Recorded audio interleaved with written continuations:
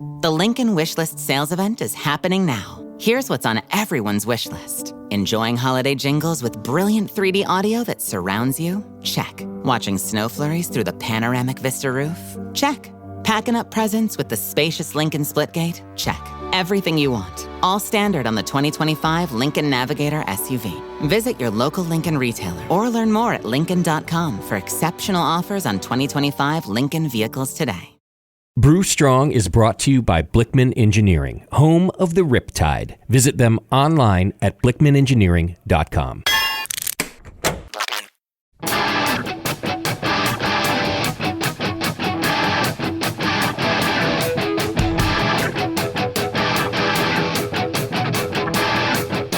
Brewers, it's time for the beer radio you've been looking for. This is the show that dispels myths, tackles the toughest topics, and makes no apologies for geeking out on beer. Hosted by two guys that drink before they think, Jamil Zainasheff and John Palmer. This is Brew Strong.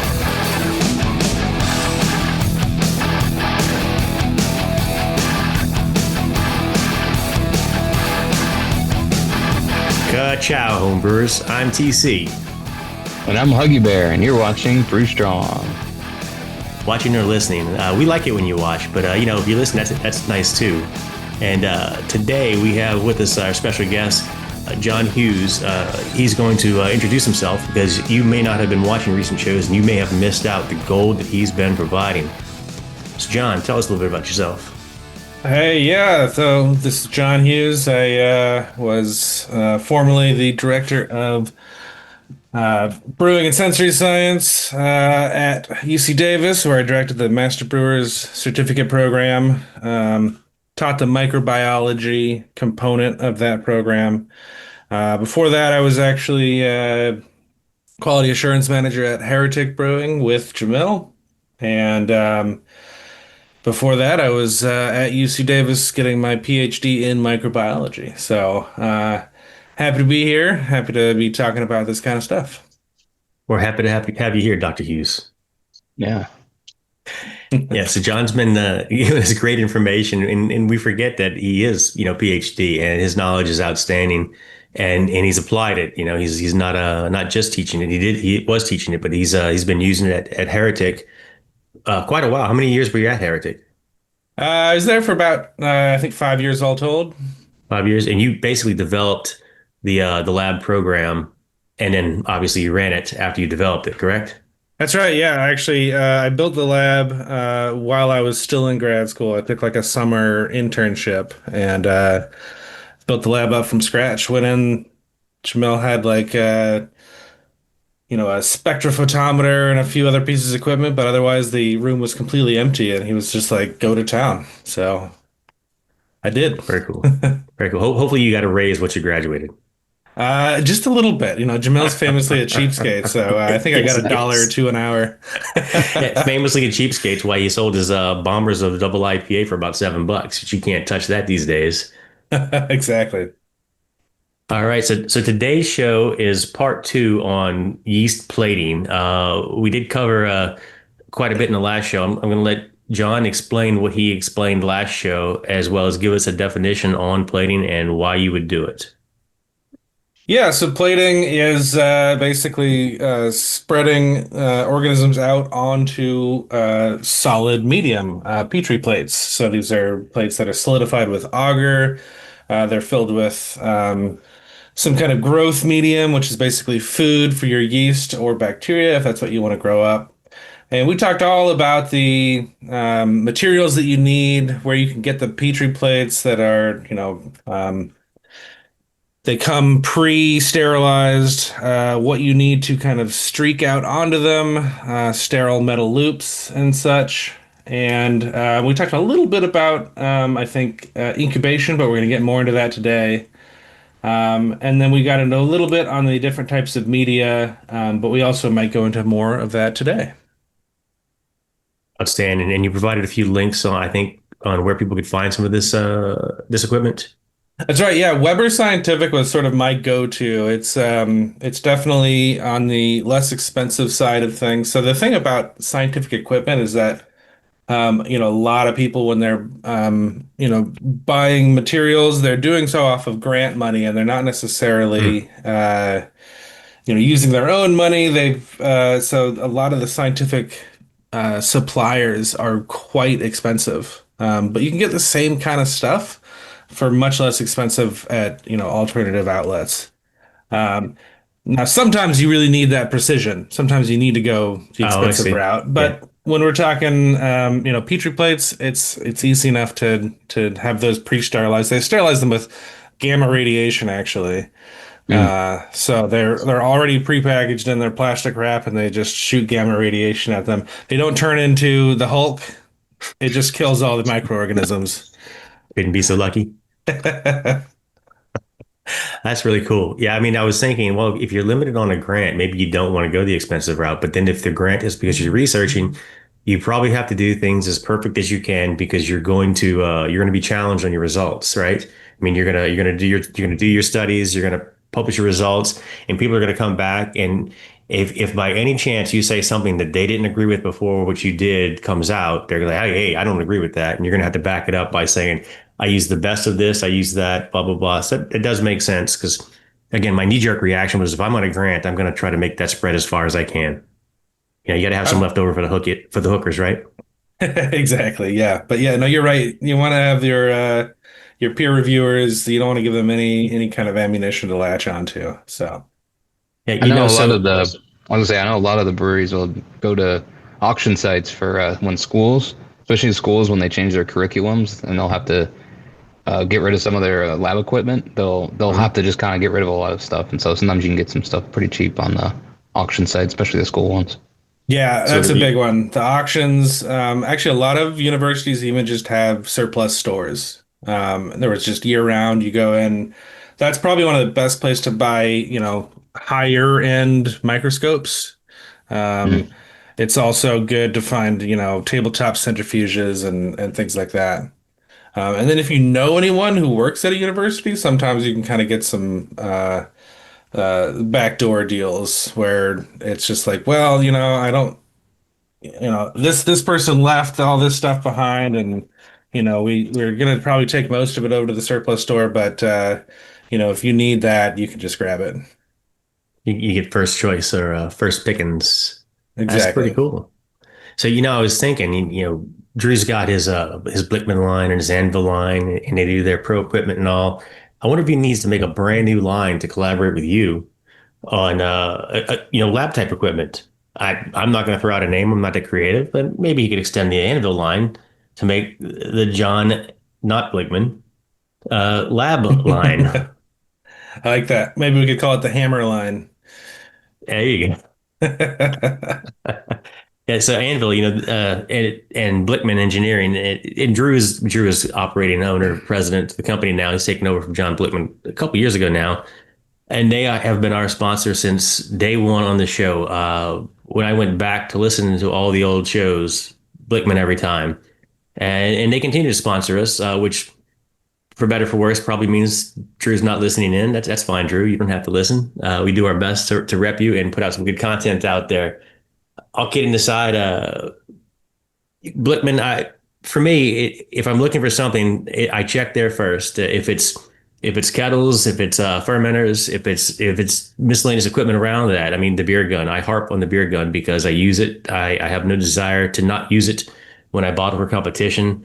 And I use the Anvil Foundry because I love the flexibility of the programmability of that kettle, setting temperatures and pre-starting my mash water before I wake up in the morning.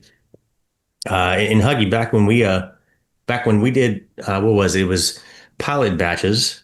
Oh, Huggy's back. There you go. I did some pilot batches with Huggy in 2014 at one of his your first brewery. Yeah, first brewery. Yep. Yeah, back at No Label, and that was all Blickman equipment, right? I mean, the pots were Yeah. Blickman, the kettles were Blickman, the burners were Yeah. not necessarily Blickman, but they might have been, and the fermenters were all Blickman. That was your pilot system at the brewery. Yeah, it was like we could do 1 barrel batches on that one. We had some Yep. 1 barrel and half barrel fermenters, so it was pretty flexible. You Yeah, it got was good. two or three kettle system? It I was think a two. Yeah, we had a it was mash two. tun and then a kettle. Yeah, both like 50 gallons or something like that. Over much Yeah, oversized. Way bigger than you need. So which was yeah. nice. We were at the brewery, so you had all the hot liquor you needed. You didn't have to have a kettle for that one. Yeah, yeah, nice. We had the glycol, and we had so we had access to, we had cold liquor tanks, we had cold water, we had the hot liquor tanks, we had the hot water. So, yeah, it was pretty easy to brew on that. Having inside a brewery, it made a really nice pilot brewery. And back, we had Drew on a show last year, and that was eye opening. Even for me, they're doing pro equipment to where I don't know that there's a limit on their fermenter size. I mean, we know that they have some things they show in a lineup. There's I think it's a 3 barrel fermenter that you can roll through a door. It's tall and skinny, Mhm. unlike me, on wheels. 3 barrels that you can roll around your brew house is interesting. It's impressive, and if you've got a need for it, that's what they have. But they do custom pro equipment. I don't think they do custom brew houses, but they do custom fermenters, and quite large. I mean, presumably, Yeah, yeah. A lot of with those limit. you can pick your ports. If you need extra Yeah. ports or extra, change the angle of the cone or do something different, or I got it especially if you from a need vehicle umbrella. Yeah. I got vehicles. It's very I was cool. gonna Yeah, it's say, very cool. especially when you maybe your brewery has limited space, and so you got limited height, or you want to fit some more extra fermenter side by side, so you could do a narrower cone, kind of fit them more side by side. So yeah, you can usually customize a lot of that stuff. Yeah, it's very cool. Yeah, they do it, and I've not seen anything from them that wasn't the best of quality. And again, they've been sponsoring us forever. And there's an email address. I believe it is info@blickmanengineering.com. Um, it does exist now. I don't know if Drew is receiving those emails, but you should tell them that you appreciate that they still sponsor this show after all these years. Yeah, we thank them very much. Yeah. All right. Let's take a quick break, and we are going to get right back into plating. This episode is brought to you by Netflix. Jay Kelly, the new film from Academy Award nominee Noah Baumbach. George Clooney stars as an actor confronting his past and present on a journey of self-discovery, alongside Adam Sandler as his devoted manager. Critics are calling it a declaration of love to the chaotic art of filmmaking, with the Wall Street Journal praising it as a transcendent comedy drama. Jay Kelly is now playing only on Netflix. Are you looking for a simple brewing system that's great for all grain brewing, but everything on the market seems to be full of compromises? Blickman Engineering has the answer. The Blickman Brew Easy All Grain Brewing System. The Brew Easy is a complete system with easy upgrades and a beautiful compact design, perfect for any size brewing location. At its core, the Brew Easy is built on two gorgeous Blickman Boilermaker brew kettles, a high temperature March pump, and either a top tier gas burner or the new Boil Coil electric heater. The Brew Easy adapter lid allows the pots to stack on top of each other, forming an efficient, strong, and compact brewing setup that comes in 5, 10, and 20-gallon batch sizes. Upgrade your Brew Easy system with full automated control by adding a Blickman Tower of Power temp controller, and make moving around easy with the Blickman Kettle Cart. The Brew Easy is modular. If you already own a Boilermaker kettle, you can build your Brew Easy by purchasing just the modules you need. The new Brew Easy all-grain brewing system. See it today at blickmanengineering.com and brew with Blickman quality on your new Brew Easy.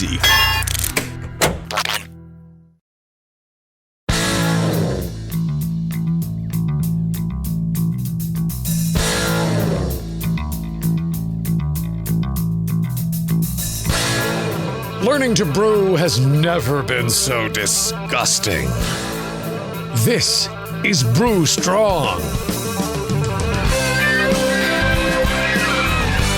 All right, and we're back, and it's Travis and Huggy, your hosts today. We have John Hughes on. We have an intro for John Hughes just a few minutes ago if you're listening live or in the beginning of the last couple shows. Hopefully you've caught those shows and you're coming back to join us for the continuation.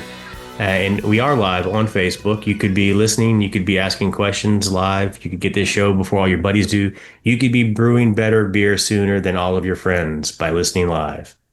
Or you can listen later and still brew better beer than your friends because you listen to us. And we do our best to help you. Okay, John, so picking up, I think we're at storage of the plating, and you might have to start off with just a little bit of a backtrack on what we're storing as you talk about storing. Yeah, so this is, I think, if you want to store different strains of yeast for long periods of time in between batches, and then you want to be able to kind of propagate some of those up to brew a batch. So if you want to kind of sit on your yeast for a while without having to buy it in between, um, To there's what up lots between? where not having to buy it in between Oh, buy it. Okay. batches. Yep. Then lots of different options for storing your plates, and then also you can even go into a little more depth. We might get into with some freezer storage, which will be a little more long term. But the I think we did mention a little bit with plates. A month or two in the refrigerator is pretty good, especially if you seal the moisture in with like vinyl tape or parafilm. Um, and And just to backtrack half a step on that, we're talking about we're already aseptic. So when we're storing it, we're not worried about mold growing on the inside unless we already have an invalid sample to start with. Because yeah, so we're sealing it, keeping that moisture in. It's not a problem because everything that's in there is everything we want. exactly. Yeah. Okay. And then even just to reiterate what we said last time too is just to make sure, because sometimes you take the lid off, you might touch the top of the lid or something like that. You always want to store these lid side down. So even if there is some moisture that appears, some condensation, if that happens to pick up any mold spores or anything like that, they won't drip down onto your specimen. They will stay on the lid. So lid side down, auger side up. That's the best way to store these things. That's clever. That's nice. Yeah, and then back to actually when we're pulling off of the plates, it even makes that more convenient because what you can do is you can just leave the lid on the counter, and then when you grab the auger side of the dish, you pick it up, flip it over, use your sterile loop to pull off of it, and then you put it right back down onto the lid. So, Yeah, I and imagine you then do that pretty quickly. contact time. yeah, exactly. Yeah, I can see you as a pro doing, grab it, you've already cut your tape, grab it, draw, set it right back down, do your next. Hmm. Yeah, probably a little Yeah. practice to get there. So that's refrigerating. We're at plate level, and I hope not to get too uh, far off in quantities of yeast because we have been talking very minimal quantities of yeast here, and my experience is not plates. So I might say something wrong, and you will correct me, I hope. All right, so short term in the fridge, upside down, sealed it off with some type of vinyl tape. Makes it very easy for handling and for regrowing. I mean, if you pull it with a loop, you're going to put on another auger plate. I'm taking it. Yeah, so you'll either pull from, put onto another auger plate, and you can do that sort of serial passaging to kind of increase the amount of time you can leave it in the refrigerator. Or if you actually want to start getting into the propagation, then you might pull off of that plate and put it into a small volume of liquid medium. And usually, when you're growing yeast up, you're going to grow them up in essentially beer wort. It doesn't need to be hopped. Mm-hmm. Maybe people will hop at a very small amount just for the kind of antiseptic purposes, but it's not something that you need to, that you're going to consume later on. At least I wouldn't. So, Usually that honestly, sometimes when I grow up sack when I make a starter, it tends to smell like Miller Lite. I swear, the starter. It's interesting. But going back, and I don't think we've covered all the questions that are popping in my head. So I never considered the fact that, okay, so you got your plate in the fridge and you're storing it for some period of time. You can unseal that, pull some off with your loop, put it on another plate and replate it again and put it back in the fridge. exactly. So we're doing that obviously before we have too much death, I would say. What do you call it? Of the yeast necrosis. What do you refer to as your yeast dies? I mean, you might be talking like autolysis. Autolysis, sure. But yeah, so yeah, the thing is, it might sound it might sound a little crass, but you don't really care if many of them die because all you need is one or two to survive. Now, Right. because then when you streak that onto a new plate, they're going to grow up in a nice, vibrant, new, healthy colony. So, How long are you thinking if you had like if you did your zigzags that you explained last time and you let it grow and then you seal it up, you put it in a fridge, how long do you think you can wait before you have to grow it up again? you know, I've seen it go for, 6 months or even more. As long as it's stayed hydrated, Sure. then chances are you're going to be able to get something off of it. Now, And if it dries up, it's like definitely dead or almost certainly, yeah. Like there's a possibility, and depending on the yeast strains, right? Like Kveik yeast, for example, Mhm. is famously resistant to dry, drying. yeah, resistant And to nuclear fission, you name it. now, and there's a lot of dried yeast out there available, but that's dried using a very Professionally. specific type of process that's rapid and cool. Yeah, so a lot of months not just like sticking their plates in the fridge and saying, okay, it's dried. We can go ahead and package it now. No, yeah, they're doing what's called lyophilization. It's basically freeze drying. Okay. Hmm. So, It's a fancy word. That's why he's a um, And doctor. what are the advantages of using the plate over like storing it like in a more liquid medium? Is it you're trying to minimize your amount of water that's in there, or? I mean, you can store a lot of plates, in a big stack if you want. Liquid, what happens is you get a concentration, the cells will drop out of suspension and they'll concentrate down at the bottom, sediment, just the way they would in the bottom of a fermenter. Hmm. Um, and then sometimes there you can get high enough concentrations where you get a little more autolysis.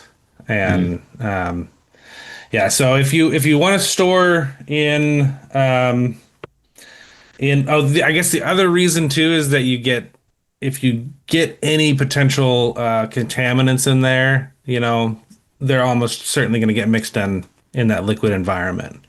Ah, So okay. so typically, when you're talking about storing for something that you want to be able to pull out from multiple times, liquid is not necessarily the best. Gotcha, So gotcha. Yeah, I So was thinking yeah, I like guess for like a home crusade. That makes sense. yes, it was a great question though, Huggy, because I don't know if we entirely discussed that part of the why as we started this. We started down the road of plating, and John's been giving us incredible information about plating. Jamil might have inserted something about that why part. Yeah, so I mean, when you say 6 months, I couldn't imagine storing, my yeast pull in a fridge for 6 months and expecting good results. When I open up that container, it's not going to smell good, and I'm not going to be bold enough to try to sample anything out of there. And as you said, for one, we didn't plate it down to get single organisms. So we have a much higher likelihood that 6 months there, whatever's left in the fridge includes contaminants. In my yeah, case, it definitely includes hops, lots of them. for Lots of sure. Yeah, yeah. Yeah. I don't rinse my yeast intentionally because I don't want to introduce anything else. I just factor for that when I repitch. I factor for the fact that I know I have probably spent hops and spent yeast in my repitch. I don't use a hemocytometer. I should.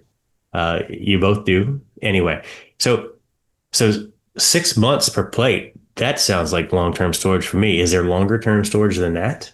Absolutely, yeah. And 6 months is sort of like that, oh, I forgot about my plate that was 6 months ago. Yeah, I can probably get something off of it. I'd say best practice would be, 1 to 2 months maybe. But if you want to go Sure, sure. longer, then the next kind of steps are one would be a slant. I think we talked about this where you put the molten agar in a tube and then you let it solidify on a like about a 45-degree angle slant so that the surface of the liquid inside of that tube has a nice large surface area. And so then when that solidifies, you can streak on that much the same way you would onto a plate. Now you'd want to make sure it's a pure culture coming off of that plate, and then you'd streak on there, grow it up, And then you could screw a cap on the top of this slant, and then that would keep for a little bit longer. Um, you pour sterile water or sterile mineral oil over the top of that. That can increase your storage time. I think I've heard of people doing that for, maybe a year or two. Mm. Um, and then the kind of very, very long-term storage, we're talking multiple years, would be freezer storage. And so, in a laboratory setting, people tend to store in these giant minus 80 degrees Celsius freezers, which is, I forget what Oh, that actually is Super in deep freeze. got to Fahrenheit, be but close to minus 100, minus 110. I would expect off the top of my head. Probably 120 to 130, minus 120 to 130, because minus 40, minus 40 matches up because you got that 9/5 ratio. So if you're mhm. dropping an additional 40, you said that's almost an additional 90 Fahrenheit. So you're about 120, about minus 120. Okay. So yeah, If you need to know the calc, then you probably don't have the right freezer. So don't worry about it. yeah, I these don't have the right things. freezer. What I was told about these freezers is that they use as much energy as a family of five. Uh, Sheesh. so if you want to double your energy usage, you can get one of these and put it in your garage. But Not at my um, rates. then the final and this is like the coldest that people do store is with liquid nitrogen, and that is at Minus it's like 250. minus 200, I think. I think it's minus Uh, 250 for minus for 250. Lynn. Yeah, I think I did some work. I did some work one summer with liquefied natural gas, Hmm. and in the cryo tanks, we would pre-chill them with liquid nitrogen.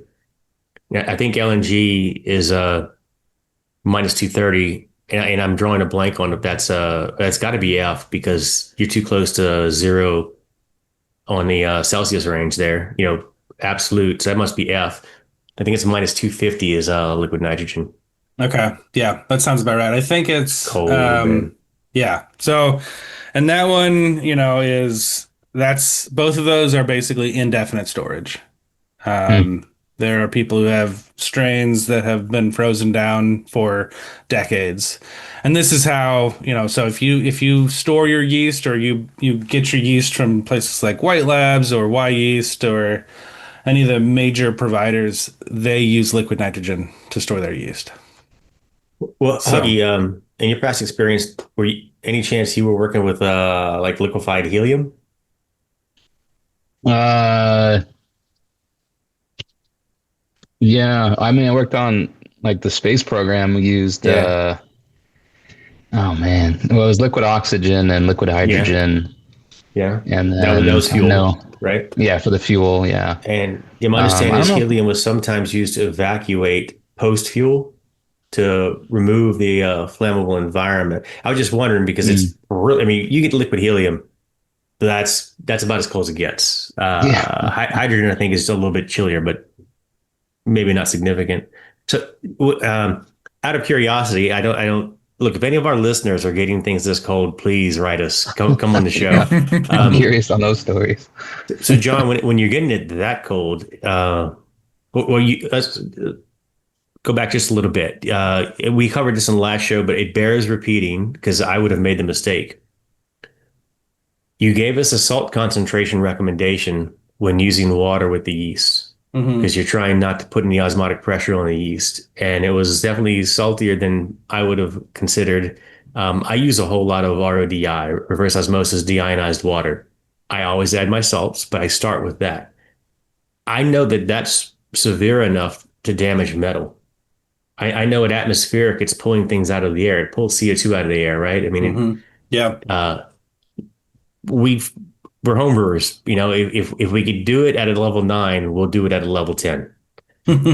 But RODI is not our friend when we're mixing it with yeast. We will just destroy the yeast. It'll just the yeast will pull that water in until it tries to hit the balance of nutrient or not nutrients, but minerals inside the yeast, outside the yeast, etc. Until the yeast basically same thing happens with blood. It will burst. Yeah. Yeah. So, and you said mineral oil, and that really got me thinking because that's I don't have to add salt if it's mineral oil. That's already set. If I could get a aseptic mineral oil or a sterile mineral oil, Yeah, that's already good to use there.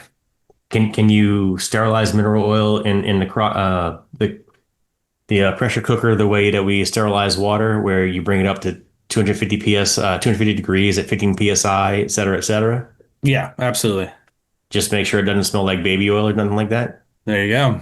You don't want the perfumes in there. So when you brought it down that cold, is that also on the slant with the liquid on top?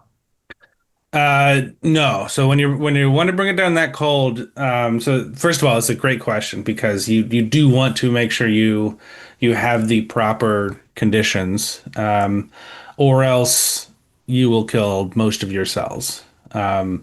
And so the reason for that is that as the water is freezing, it will form ice crystals.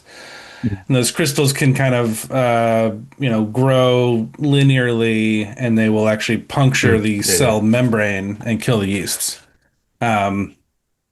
So you want to there are two things that you want to do. One is you want to use a cryo protectant.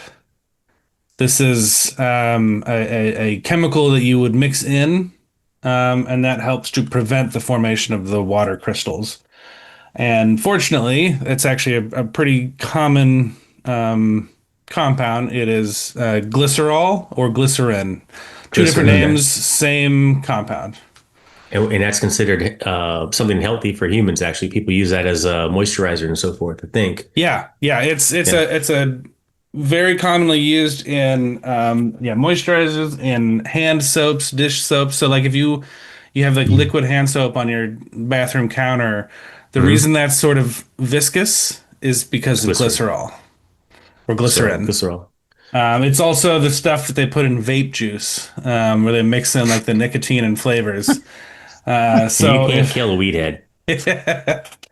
So if there are people that are into vaping, you're probably getting this stuff called vegetable glycerin. And if you're making your own flavors or whatever, but that stuff's that's the same thing. That's glycerol. That's a different show. I think they call that the Sunday Session. Yeah, exactly. That's really cool. So glycerin, easily procured, also needs to be sterile at some point. Yeah, you buy it anywhere online, and then you can sterilize it the same way you would sterilize your growth medium. Or glycerol. And if I apologize, the first time I'd heard glycerol, so I'll probably keep dropping glycerin. And you said I could use both, I think, so I'll continue to use both. Yeah, that's doesn't the yeast produce that as well? The yeast will produce it, but nowhere near the volume, the concentration that we need for this. So basically, you want your final concentration in the storage to be is like 25%. Oh, wow. So it'll be kind of a thicker, more viscous, and the yeast will produce it. But I mean, so it's not, and it's not a poisonous to them basically because they already exactly, it's not part of the process. I thought you were going. Yeah, that's where I thought you were going, Huggy. It's not a chemical. All right, so there's what did they say lately? They say grass generally recognized as safe, but then there's literally a product that the yeast lives with. And it's glycerin. That's very cool.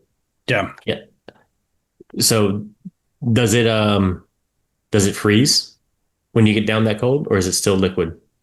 No, it'll freeze. Yeah, and it'll even freeze in your home freezer, which is I think minus 20 Celsius or about 0 Fahrenheit. Yeah, and anywhere up in that range is supposed to be freezer safe. Now, does it not do what water does? Does it not have the property where water expands when it freezes, and then also the crystals, which could produce sharp edges, etc.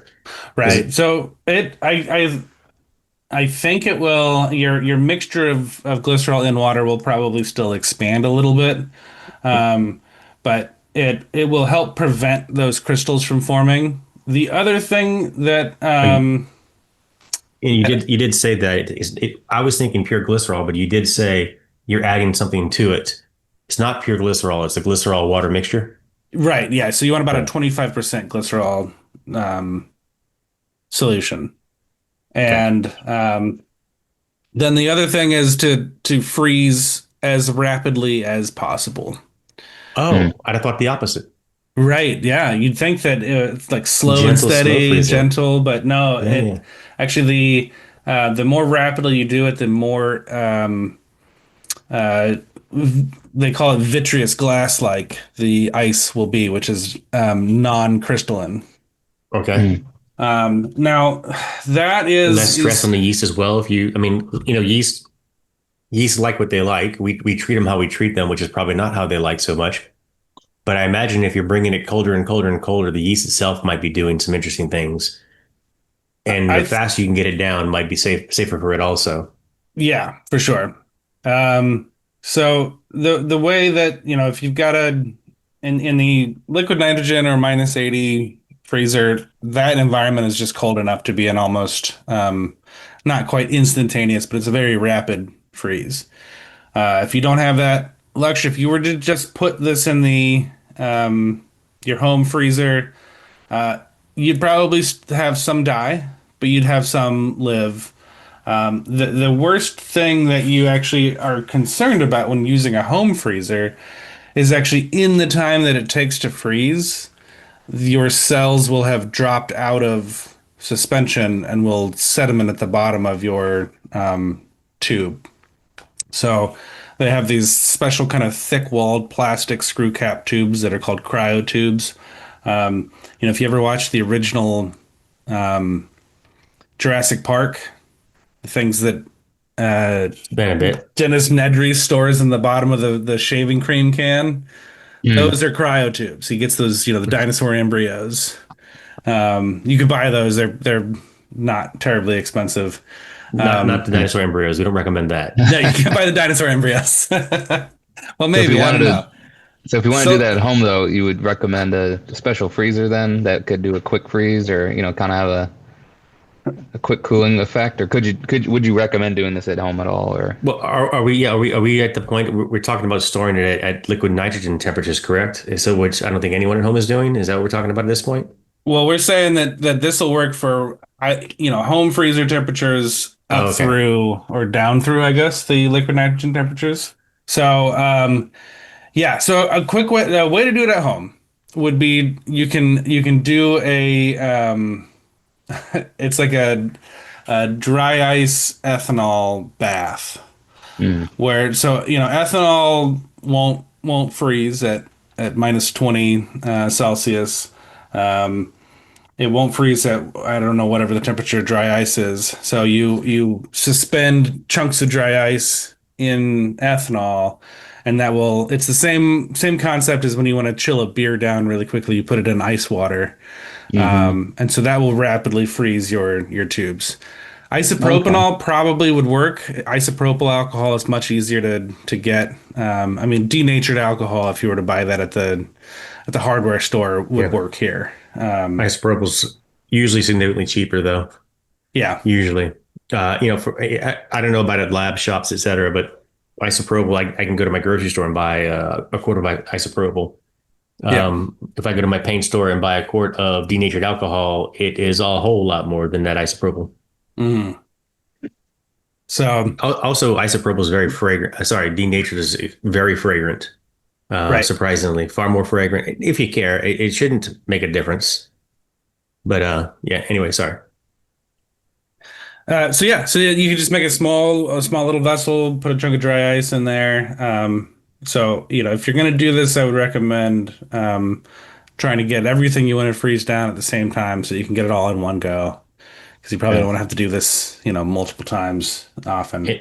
You do this, you get it that cold, and you could transfer it to your home freezer, Yeah, yeah. So and they'll it's stay not a big deal. frozen. Yeah, I mean, No, you brought it well below your freezer temp. It's not a big deal because you're still staying in the frozen range. exactly. Yeah. You've stabilized the stasis of your yeast Mm-hmm. or something like that. I There don't you watch go. enough sci-fi these days, or I don't retain enough of it. Yeah, so we're in the freezer. My next question, and Huggy, slow me down because you're far closer to doing any of this stuff than I am. Um, Now it's in the freezer. What kind of How long are we talking about storing it in the freezer? So this could be, years up to decades. Um, so The it's colder, the longer. colder the longer. Wow. So I think 5 to 10 years is pretty easy in a home freezer. Uh, And then you have two options for what you want out of this. So if you want to, you can have it in a vial and you pull it out, pull a small amount out of that vial, and then put it back in the freezer and continue storing it. Kind of how we Um, plated it. yeah. So And then we, you would pull that out, streak that onto a plate, and then grow up the colonies from there. I Uh, have questions related to that, and I actually want to backtrack on back on the plating and regrowing. Also, we're a bit long on a break. Um, Hopefully, we don't all lose track of our thoughts. As we take a quick break, we'll be right back. Hi, it's Eva Longoria, and let's be real. After 40, we should ask for more from our skincare. I swear by Revitalift Triple Power Moisturizer by L'Oreal Paris. With vitamin C, pro-retinol, and hyaluronic acid, it reduces my wrinkles, firms, and brightens. And it's not a procedure. It's just a hardworking moisturizer. Revitalift Triple Power Moisturizer by L'Oreal Paris. Grab it today in fragrance-free or with SPF 30. Available at your local Walmart. Back to the beer guys that make other beer guys look like wine guys. Brew Strong.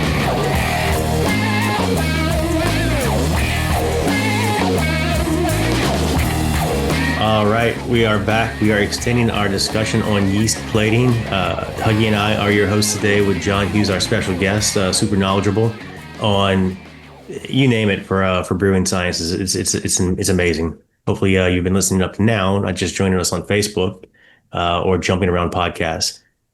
Sorry, John, I interrupted you as you were discussing regrowing from a frozen slant, I think. Yeah, yeah. So if you pull out of your freezer stock, um, the two different kind of philosophies are: one, you pull a small amount out of that vial, put the vial back in the freezer.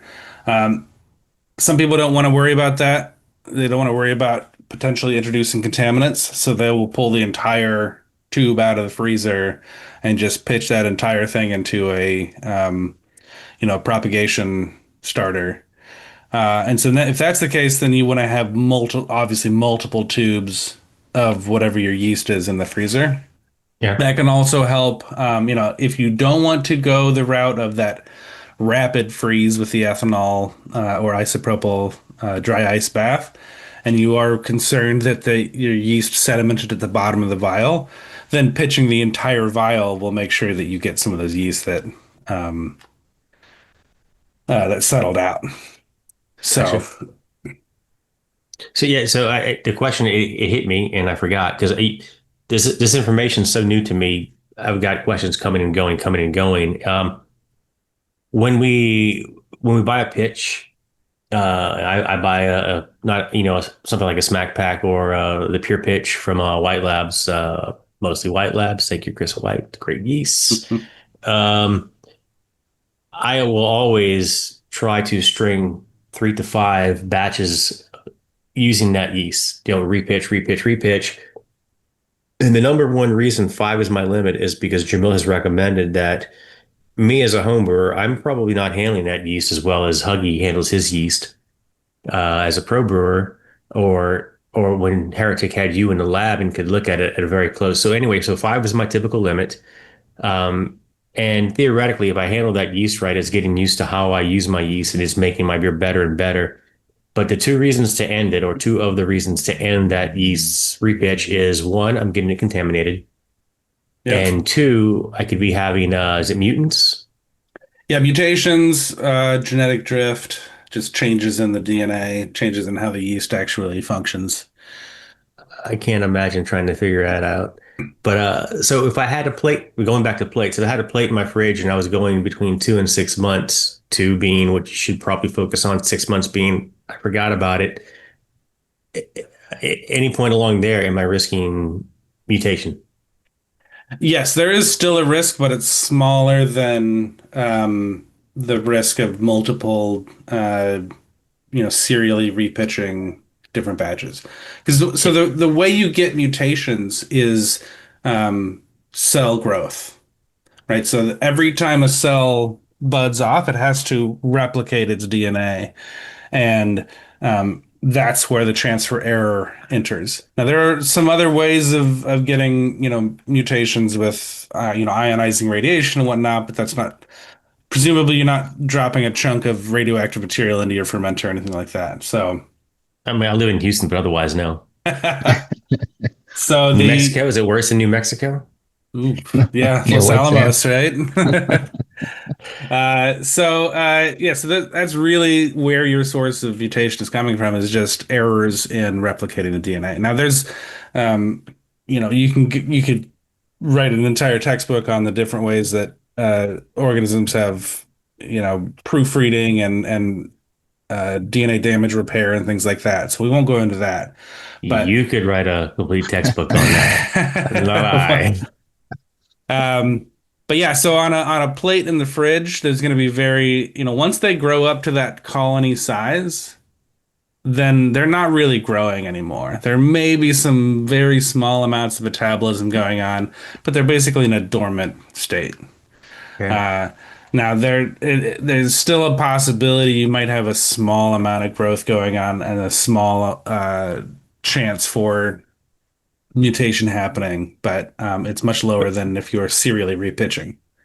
But if I pull it in 2 to 6 months and I regrow it Hmm. and I pull it in 2 to 6 months and I regrow it, will I be able to spot the mutants, or do I expect? I mean, because effectively, I mean, if I get some West Yorkshire or something like that, and I want to hang on to it, and I don't rebrew it, I've got a bottle of Dark Star downstairs. I'd love to salvage that yeast when I drink that beer. And the reason I haven't opened it is I don't trust myself with that yeast. Mm. But what you told me, very approachable. I could do this, but I don't know how long I could do it before now all I have is a plate full of mutants. Is it visible? Do you see I think you mentioned it previously. You see the colonies don't grow correctly typically. Yeah, and you gotta have the right kind of medium to be able to see that. So it's certainly, if you see any difference in the colony, shape or size, or the edges look different, then that's an immediate indication that you shouldn't use that yeast. Unfortunately, many of the mutations that we see that would hinder the fermentation are not going to be as immediately visible on a plate like that. So really, you're going to have to brew with it to kind of see. Gotcha. Gotcha. See, so you know what you're expecting. Run a pilot batch, see what you get. Yeah. Are you screwed? I mean, have you used up your plate at that point in time if you don't get what you wanted? Or I would say, it's always worth trying again, but you're probably out of luck there. okay. So, that to me, that's the same thought on when you said you could pull it out of deep freeze, grow it up again and put it back if you needed to, and so forth after a certain amount of time, or use some and put it back, or use some, grow some, put it back. I feel like you're not as prone to contamination as a beer batch by a long shot, Hmm. because you're treating it like it's your lab. I mean, we treat our beer like it's our lab, but it's not the same as John Hughes's lab was. Even if we had the ability, which we don't. I mean, I do my thing with with sanitization. I sanitize my fermenter. It's not the same as a lab. I sterilize very little, and my sanitization is still more of a game of odds. I just can't do it perfectly, and I accept that as a risk as a home brewer. Yeah. And so the goal here, with like a freezer stock, is to have something that is basically unchanging, right? So anytime Yeah, it's frozen, you're going to have zero metabolism, you're going to have zero growth, zero DNA replication. And so, yeah. So then even if you contaminate something down the line, you can always go back to that freezer stock, and theoretically, you're getting the exact same thing. So now, And I had a question. Are you limited on what you can plate, what you can store? Can you do ales, lagers, kveik? Can you do bacteria? yeah, you can store just about anything. I mean, there's as far as I know, there's no difference between ale and lager yeast in terms of being able to store them. Bacteria, they're actually you are less likely to get sedimentation at the bottom of the cryo vial with bacteria because they're just such smaller cells than the yeast. So their settling time is, I think, like an order of magnitude, 10 times as high as what the yeast is. So they will stay in suspension for much longer. So you won't be worried about that as much. But Gotcha. yeah, Yeah. all the research labs that study, I did when I did my PhD, it was in bacteriology, and all of my bacteria I froze down in cryovials like that. And what about if you can you do? Is there any challenge? What are the challenges if you're doing like a mixed culture?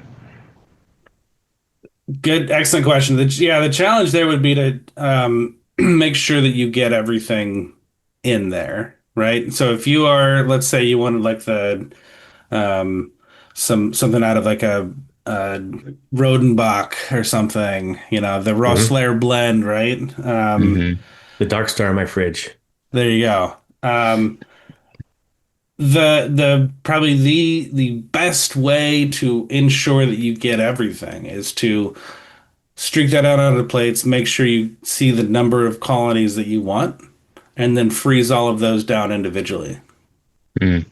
Um, Individually. if you are like, if you wanted to try and just take some of the sediment out of the bottom of a bottle, grow that up in a liquid culture, and then freeze that down, chances are you're probably going to get most of everything. Um, the ratios, there's always been a lot of talk about the ratio of the different organisms in a Hmm. blend like that, and I think that's pretty self-correcting. So as long as you've got some in there, the different organisms will, rise and fall in their populations as the fermentation proceeds. It would basically, if you're doing if you're trying to mimic like a spontaneous fermentation, you know, who knows exactly what's getting inoculated in a spontaneous fermentation, right? So that what happens is some of the enteric bacteria get in there and then they'll grow up and then they'll do their thing. And then um, some of the wild yeasts will grow up and do their thing. And then you get the acetic acid bacteria and the lactic acid bacteria. And so they will grow up to the level that they can. So the actual um, ratio is not as important. But if you fractionate it out so much that you end up cutting some of those organisms off and they're never introduced in the first place, then that's when you might have an issue. Mm.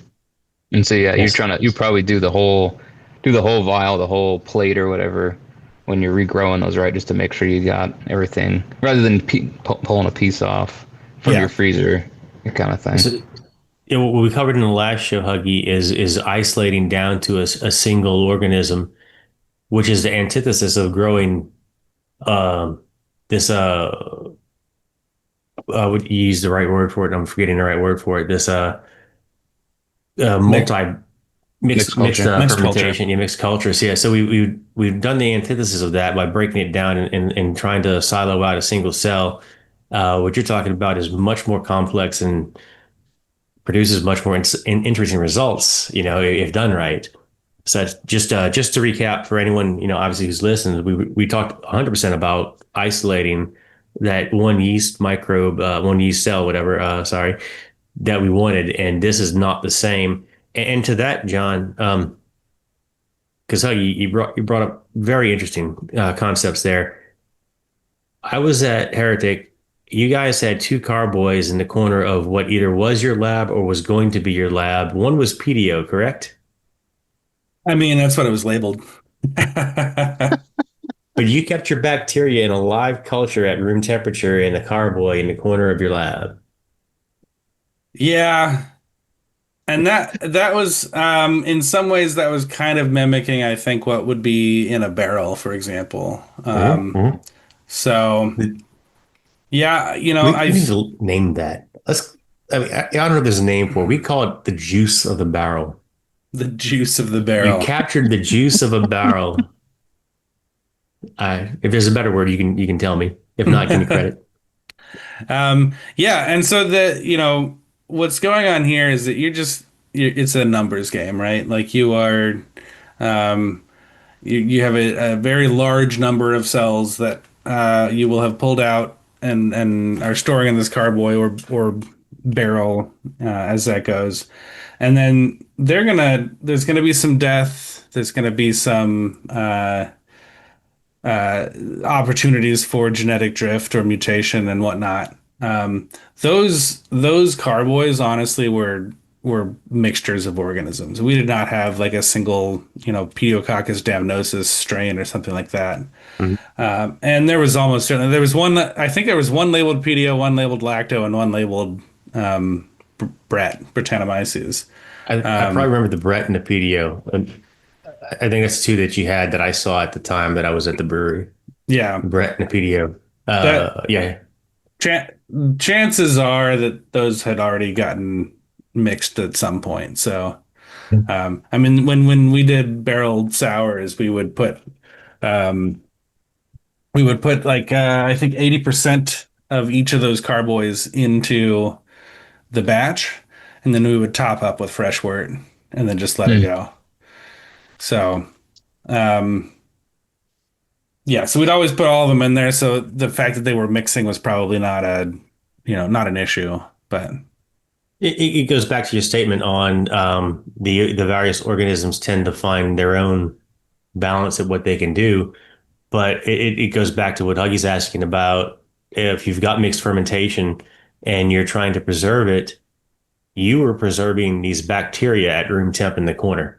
Mhm. Um, Yeast, not the best concept. So maybe you have to isolate your yeast, but your nice complex funk, you can let it. You can be more casual with it. I mean, that's bacteria is not as sensitive as yeast. I would expect, or it seems. It depends. I mean, honestly, if you had a carboy of, London fog sitting off in the at room temperature, yeah, you could probably get something out of that, right? Mhm. The thing It's about got it good heat is that tolerance. with all of this preservation on plate slants or cryotubes, it's really to take a snapshot in time and to make sure that you're not getting any kind of DNA mutations, anything like that, so that you know what Hmm. you are pitching into your next one.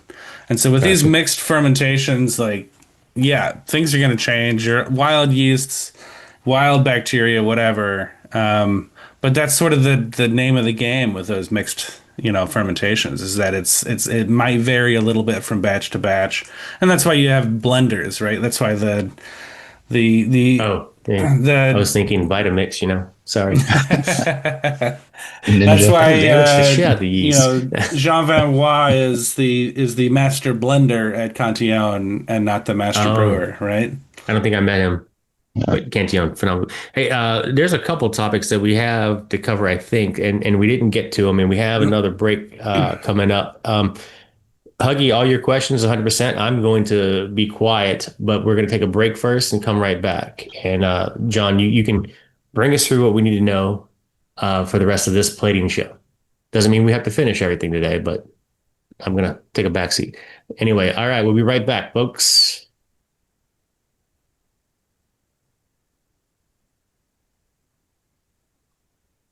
And we're back. And if you're just joining us on Facebook, it's Huggy and I are hosting, and John Hughes is our special guest. Get ready for the replay when it's over. I don't want to waste a lot of time letting John cover some more aspects of this plating show, this our second plating show, John, because it got really Uh, curious. yeah. So I mean, I think we've covered how to kind of isolate out organisms, get them down to single colonies in the previous show. today we talked a lot about storage and how to kind of maintain yeast. And really, I think the next topic would be the actual propagation, getting up to the number of yeast that you need to brew a batch of beer. Okay. So all right, we've covered enough about getting it down and getting it stored and how long we can store it. We've covered enough about the products you need to do it, where to find it, how to get them on the cheap. Know somebody at a university kind of helps if you want some really good pro stuff. We covered the stores that will sell us the products we need as home brewers, the consumables, so to speak, to store all this. We've covered a lot. It's been very interesting. I've loved this conversation. Huggy, you look like you're working off of a list of questions. Did you work through your list, or you have a few more? Yeah, no, that's pretty much all I had. I asked a couple of those questions because I'll just relay a little quick experience. We had a barrel of, we did a beer at my first brewery. It was a bourbon barrel aged wee heavy. And then we tried to use we tried to reuse the barrel. I put a 9% pumpkin beer in the barrel the second time, and the barrel went sour. After 2 years, it was amazing. And then we did it again, and we got the same result. It was sour after 2 years, even though I filled the barrel within an hour. First day, the barrel sat for 24 hours. Second time, it only sat an hour before I refilled, but it still got infected. But it was such a good beer that I called up one of the yeast labs and said, "Hey, can you store this for us? If we send you a sample?" And the guy talked me out of it. He's like, "No," he's like, "it's not really."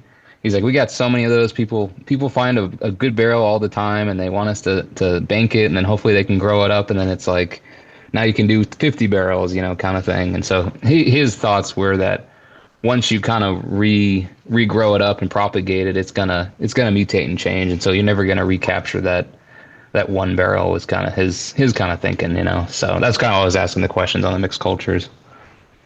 Yeah, I'd have thought maybe I might have disassembled that barrel and saved the staves and used the staves to propagate into future barrels, right? A Like piece of dip 'em or stave per something. barrel.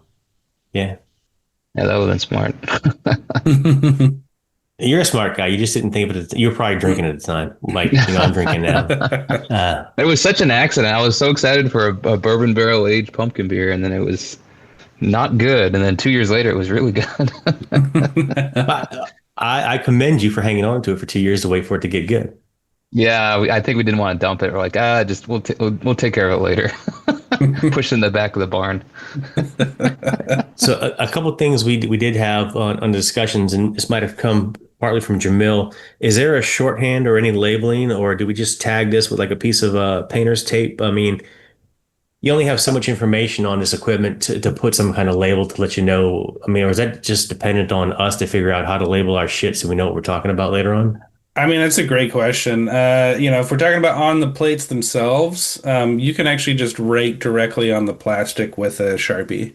Mm-hmm. And so it's you used plastic, so it'll stick better than glass. As glass alcohol, just take a Sharpie right off. Yeah, and you can, if you wrote the wrong thing and you wanted to get it off, you could get it off with ethanol. But once the Sharpie dries, it's usually pretty stable.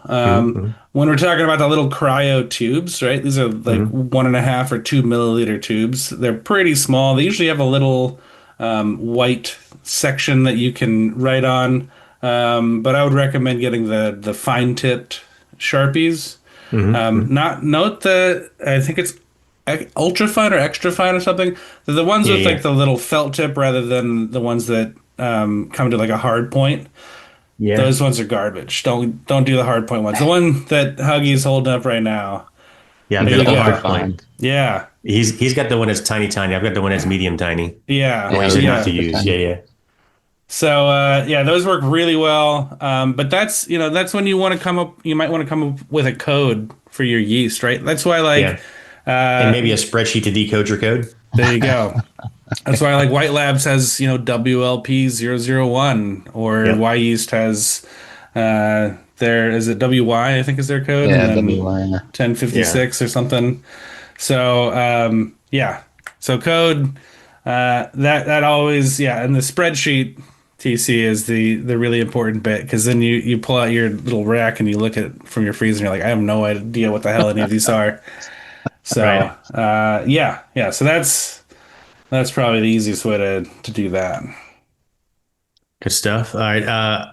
I feel like you've covered this extremely well. I think I come back listening to shows when not trying to play host and just do this. Honestly, it's been great information for me. How you've probably done half of or a lot of this. So missing the first show didn't hinder you the way it would have hindered me. Me coming into the second show, I'd have been lost. Because both shows, this is a good set, folks. I hope everybody gets to listen to both of them, because you're gonna want to do what you're hearing. I promise. It's approachable, far more approachable than I've ever imagined.